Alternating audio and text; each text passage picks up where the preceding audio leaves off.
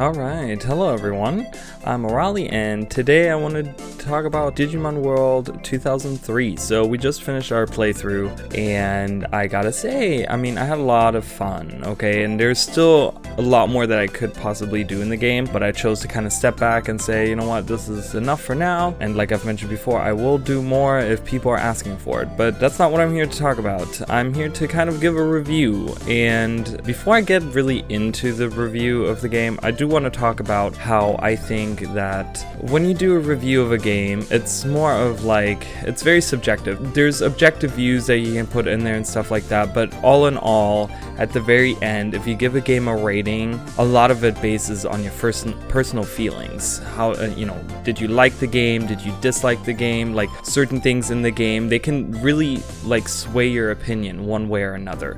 Maybe how you were, like what position you were in life at that time when you were playing it or something. A lot of it affects that. So for my actual review, I'm not going to give it a rating. I'm not actually going to say, oh, it's an 8 out of 10 because of all of this. I just want to kind of give my thoughts out there, and I like doing that. I like to kind of wrap up my feelings about certain situations, and that's why I do these kind of videos. That's why I do discussion videos and stuff like that, because I want to just get my thoughts out there and kind of wrap it all up. So a lot of this is my personal feelings. I will try to be as objective as possible, but of course everyone has their own way of thinking about certain things. So yeah, but with that being said, let's get right into it. So I do want to start with the good, okay? And I'm kind of reading off my notes here, but so pretty much what did I enjoy? What did I think they did well? So the list is pretty long, I think, for the good stuff, and I kind of thought there would be more even, but yeah, just kind of go through. So the first point I had was the story. I thought the story was pretty good, even though it was like a pretty cookie cutter story. Obviously it was like copied things like Pokemon.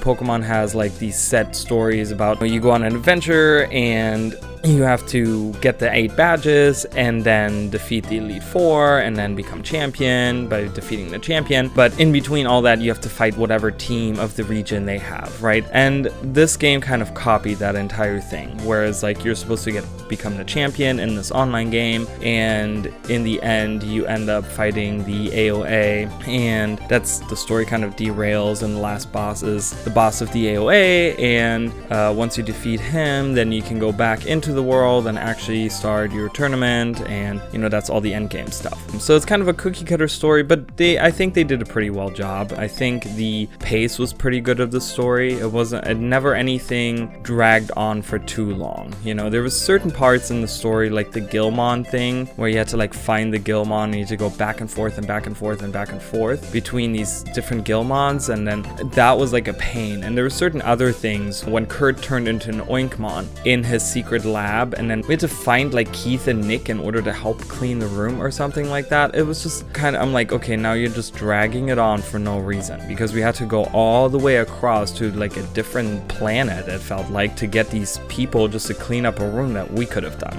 But overall, I want to say the story was pretty good. Then of course, and this is something that I mentioned throughout the playthrough a lot, was the art and the sprite and the 3D. I think it's something really unique, mixing the sprite art with the 3D art. Even to this day, sprite art games, the games that use the sprite art are still really popular, and I think it's a really cool style of game. That a game that uses sprite art, I think, is really cool, and I think it's something that would set, if they were to make more Digimon World games like that, I think it would set them apart from what Pokemon is going for, because Pokemon is going for like full-on 3D now, and Digimon games have been trying to do that for a long time, but I think if they were to step towards doing sprite art, they can set themselves apart. I really enjoyed it. I think seeing the different sprites in the world and then actually fighting them in 3D was really cool, and they could have done a lot more with the 3 Digimon that follow you. They don't have to be the rookie. They could be the evolved forms you could have running behind you, or the Digivolve forms or whatever. There could have been a lot more variety, but I think overall, talking about variety, I think the Digimon variety was crazy. We saw maybe half of the Digimon that you can get. There's still a whole another bunch of Digimon that you can get, and we didn't even see all the starters. There's still like 3 starters, I think, that we didn't get, like 2 or 3 starters we didn't get. So there's a crazy variety of Digimon that you can get and digivolve them, and there's DNA digivolutions we haven't seen, stuff like that. I mean, that was really cool. Another good thing was the environments. I thought that the environments that we saw a big selection of things. We had plains, forests, ruins, we had mountains, we had volcano-ish kind of mountains, we had an ice lake, we had a couple of different deserts, because we had like the Noise Desert and then the Mirage Desert, and they both were like a little bit different. I mean, it was like really cool. The different cities, they looked very different. They had a very different feel to them. We saw a valley, we saw the kicking forest. I mean, there was a lot of different environments. It's a shame that they kind of took the Amaterasu server and made it exactly the exact same like copy of it. I wish it would have been like a different world that you go to, kind of. But I think overall there was a lot of variety and a lot of cool stuff to see, and I think they designed the pre-rendered backgrounds. I think were pretty good.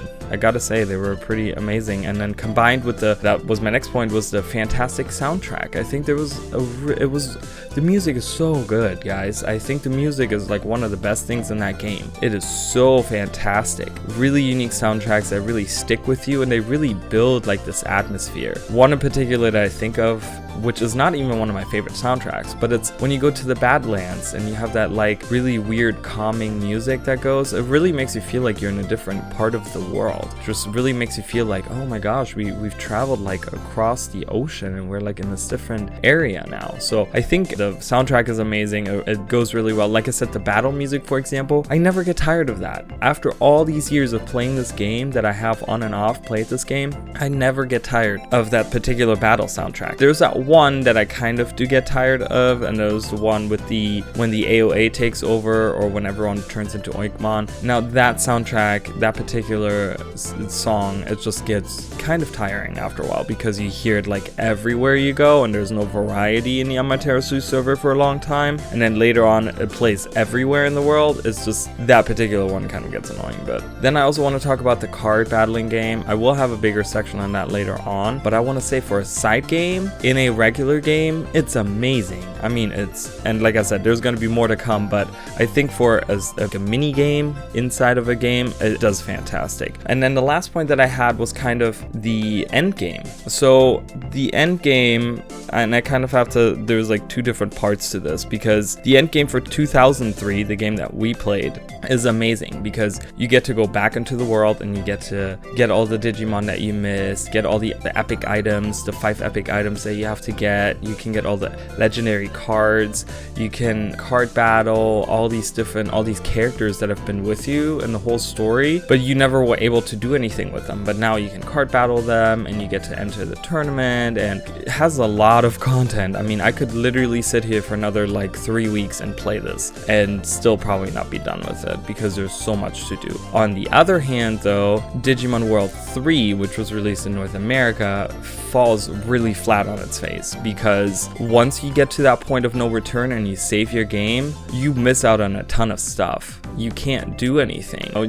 Everyone is Oinkmon. You can't go back in the back of the shop and buy chips for your armor and health and stuff like that. You're done with that. There's certain tamers that you can't card battle. I think you're even blocked from getting like certain items in the game in a way. So the 2 really differentiate, because 2003 really gives you the ability of doing all this stuff, where 3 doesn't. So depending on which one you play, the end game really changes and it varies. So but those were that was pretty much overall all the good stuff that I think the game had. And of course, where there's good stuff, there's also bad stuff. So let's talk about the bad stuff. So my points here, my questions for myself, as I write these things out. What did I dislike? Did I hate anything? What could have been done better? So there's certain things that I of course mentioned throughout the whole game, but yeah, my first point was that certain points have a huge rise in difficulty, and I think it just happens so suddenly. I don't mind a rise in difficulty. I think anyone is okay with that, because it makes you feel like you're really progressing and getting stronger in the game, but it happens so suddenly. You go from the east sector to the south sector, and all of a sudden you need ultimate level Digimon because everyone's going to wipe the floor with you.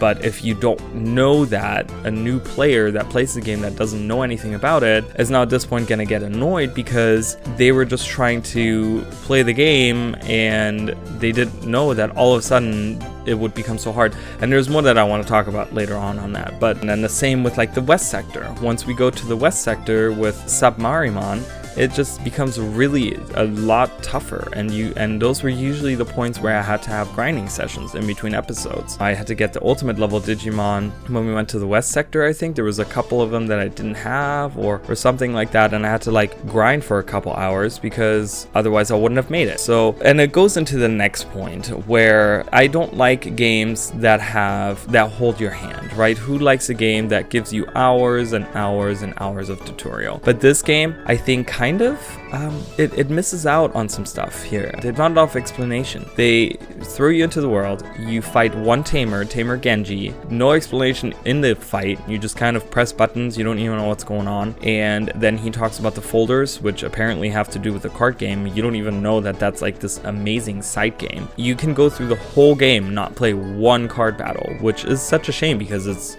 a huge part of the game and it's an amazing side game. But yeah, so they kind of give you no explanation. They give you a couple of NPCs here and there that give you like these weird convoluted explanations on what you need to do, but there's no concise things. Like what I would have liked to see is, what Digimon do I need to level to what? Like, do I need to up my tolerance on this in order to get a Digivolution here? Because we have a Digivolution chart, but it only shows the Digimon. It doesn't tell you anything. It tells you a little description about them, but it doesn't tell you how to get them. It would be nice if they utilize the Digivolution chart in order to show you like, hey, you can get this Mega Digivolution if you level up this and this Digivolution, because a lot of the Digivolutions, that the Mega ones specifically, you can get them before level 40, but anyone that plays the game, they don't necessarily know that. They're just gonna level their main in order to get the Mega Digivolution, and getting to 40 takes a long time, so they're gonna sit there and have to grind for hours on end when they could actually just level up this ultimate level Digimon that they just happen to get because of whatever other criteria they met, and they could now already have a Mega level Digimon that would really help them out with continuing through the story and stuff. So I think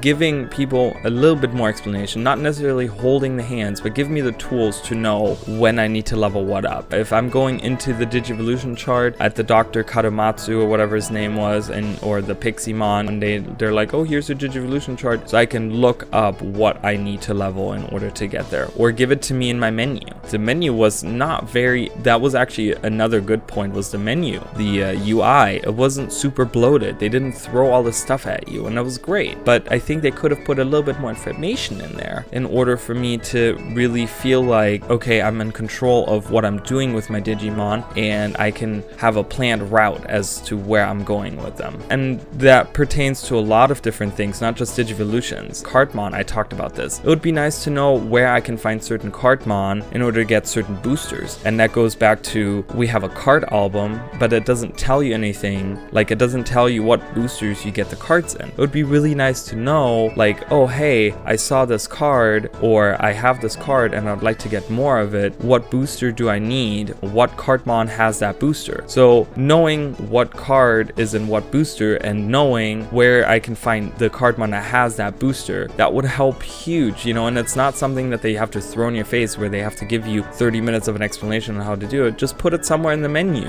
and someone that's just exploring the game and really wants to find out, they're going to look through the menu and they're going to see, oh, there's a card album, let me look at this, and then they look through the different cards and they're like, oh yeah, this card is really good, I want another one of that, you know, like a Summon Angemon, they happen to get one and they're like, oh wait, what folder did I get that out of? You might not remember it, and they can look at it and say, oh yeah, okay, that was in this folder, and then they can look up Cardmon locations. We have a map, right? There's a map in the game, but it's not used for anything other than for you to look at to see what areas you've been to. It doesn't really help you that much. It just kind of like, oh okay, I need to go over here, so that's over. It'd be really cool to have that map utilized as to, okay, in this particular sector or in this area, you can find this Cardmon that drops this booster. That would be a really cool use of the map. The next point was, the story was really good, and I did say that, but at certain times it becomes kind of convoluted and kind of strange. The whole Gilmon thing, like I mentioned before, that just kind of like,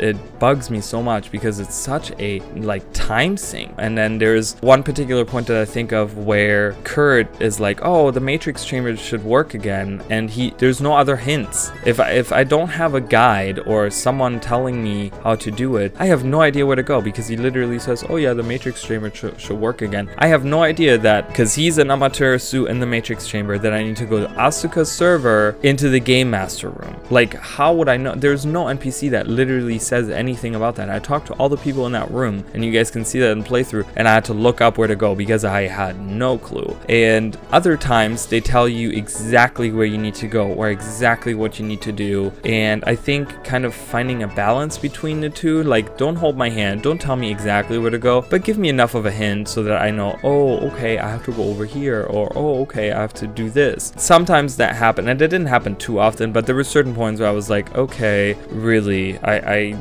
need to look this up. And it kind of goes into my next point of, I shouldn't need a guide to finish the game, is literally what I wrote down. And it really is like that. I mean, I know that back then, in that era of games, guides were like the thing, right? Every game, every big game had a guide. And this in particular, I remember there was a bunch of guides, and I had one myself. But I think that I shouldn't need one of those in order to finish the game. There was so much information in those guides that really, really helped me out, and I shouldn't really need that. And I know that they do it in order to sell these guides and make more money and stuff like that, but I think that a game should be able to stand on its own and not necessarily need a guide in order for me to just finish the main story. So, and then the last point I had for the cons, I guess, is a better translation. There was a lot of times where I was like, oh god, I'm not that terrible at reading. I mean, I'm not the greatest at reading, I'm gonna be honest with you guys, but sometimes I'm just like, am I just dumb? Like, can I not read the sentence? But it just seemed really like weird the way they structured the sentences and stuff, where it didn't read really well. It didn't seem like this is something that someone in a conversation would say. So I think, but that's a minute thing where I'm like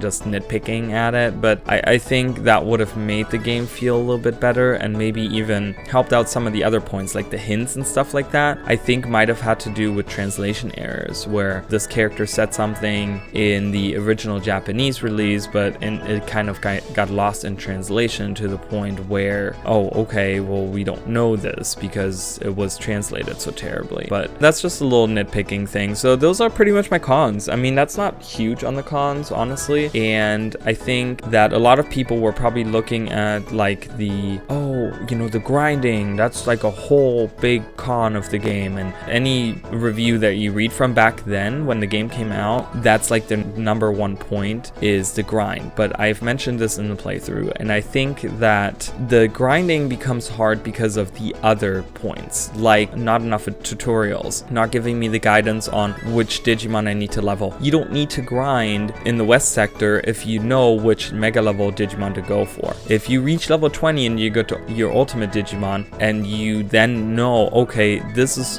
who I need to level up, like this particular Digivolution, in order to get a mega Digivolution, then that becomes a whole different way of looking at the game, and the grind kind of disappears. And that's what I kind of told everyone too. Once I got to the point where I had mega level Digimon, there was not a lot of grind that I had to do, guys. There was really not a lot of grind, and it just became very natural that by the end of it, the only time I had to grind was when I switched out Renamon for Patamon, and that was something that I chose to do on my own. I didn't have to do that in order to finish the game. I could have just kept her in there, and we were doing great. And I think that having just a little bit more guidance, and maybe kind of explaining that just because you're fighting a stronger Digimon doesn't mean that you're getting more XP, because that's a huge thing. Maybe giving a hint of like, oh yeah, Numemon, they're not that strong, but they give great XP. Having that somewhere in there in the menu or a tutorial for it or something would really help. Just eliminates the grind isn't my main con. It's really not. It's not my main negative point. It's really that